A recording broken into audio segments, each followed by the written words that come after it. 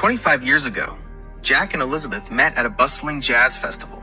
He was a driven architect with dreams of building skyscrapers. She was a delicate artist who painted the world in soft pastels. Their love blossomed as quickly as summer lilies, and they were married within 6 months. They built a home on a hill, raised 2 beautiful daughters, Grace and Emily, and lived what's often called a happily ever after. As their daughters grew up and left the nest, a deep silence settled over their home. It was as loud as the joyful noise that had once filled it. Jack, devoted to his work, began spending even more time at the office, losing himself in new projects.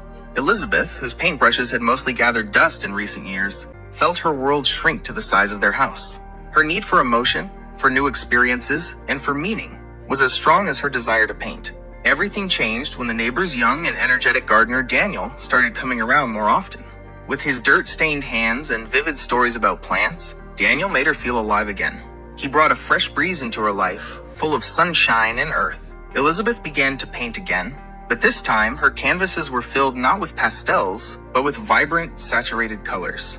They symbolized her new, secret world. One evening, Jack came home early and found Elizabeth holding her phone. She dropped it in a panic, and a message from Daniel flashed on the screen. "Kissing you. Can't wait for tomorrow." Time stopped. Jack didn't yell or break things. His face was as pale as a canvas prepared for painting. He simply went into the kitchen, poured himself a whiskey, and sat down. When Elizabeth finally worked up the courage to approach him, she expected hysterics and rage. But his voice was calm and cold. "We have a choice, Elizabeth," he said, staring into his glass. "We can get a divorce, and you can be with him. Or we can try to make this work. But if we stay together, I will never tell anyone about this. Not a single one of our friends, not a single one of our daughters. Everything will look the same as it always has, but our family will only exist for the public. It will be our house, our life, but without love." Elizabeth was shocked. She hadn't expected this proposal. It wasn't a breakup, and it wasn't forgiveness. It was a choice that seemed even worse than divorce. In this scenario, they would become actors on the stage of their own lives, playing the part of a perfect couple.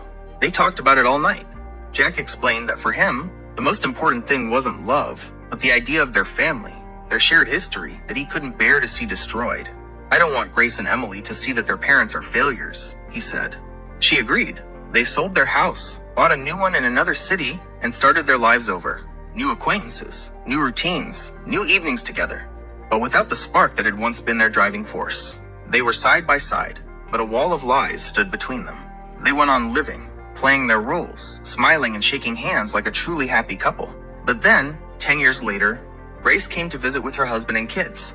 She told her parents how she and her husband had fought for a long time to save their marriage, but ultimately decided to get a divorce because it was, quote, "better to live separately than in an empty lie." Her words hit Elizabeth's heart like a sledgehammer.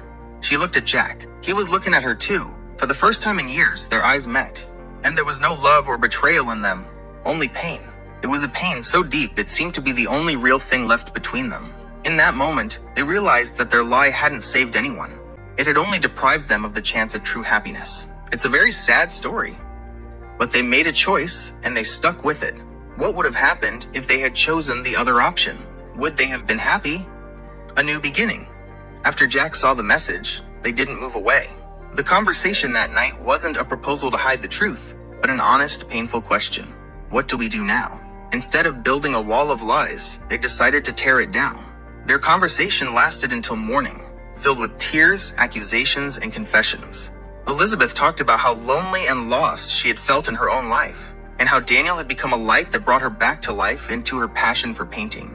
Jack, though heartbroken, understood her. He realized that by focusing only on work, he had neglected his wife, and their golden years had been empty for her.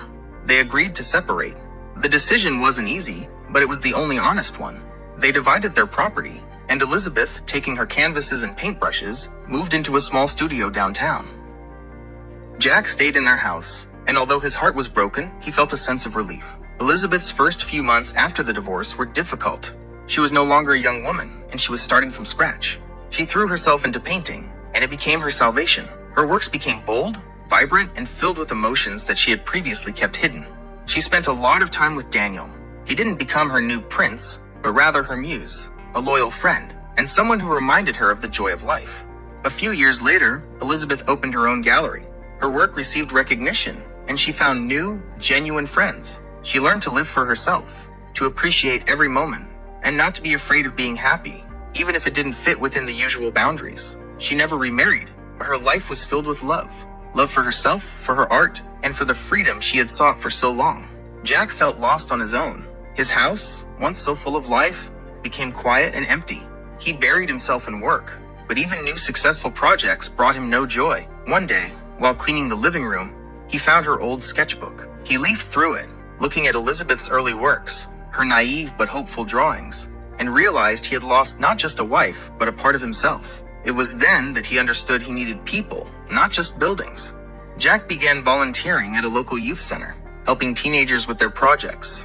He discovered an unexpected talent for mentoring. He started communicating more with his daughters, becoming not just a father, but a true friend. In time, he met Mary, a retired art teacher. Their relationship was completely different, mature, calm, based on mutual respect and shared interests. She introduced him to the world of art, and Jack began visiting exhibitions and galleries. Many years later, Jack and Elizabeth met at an exhibition featuring her work. Jack came with Mary and Elizabeth with her friend. They stood side by side, looking at a painting in which Elizabeth had depicted their old house, but in bright, surreal colors. "Hi, Elizabeth," Jack said, his voice warm, without a hint of bitterness. "Hi, Jack," she replied with a smile. They talked about their kids, their lives, and their new hobbies. They weren't an ideal family, but they had become two separate, happy people who had found their own paths. Their story didn't end in divorce. It simply transformed into a different, less conventional, but more honest story. And that was much more important.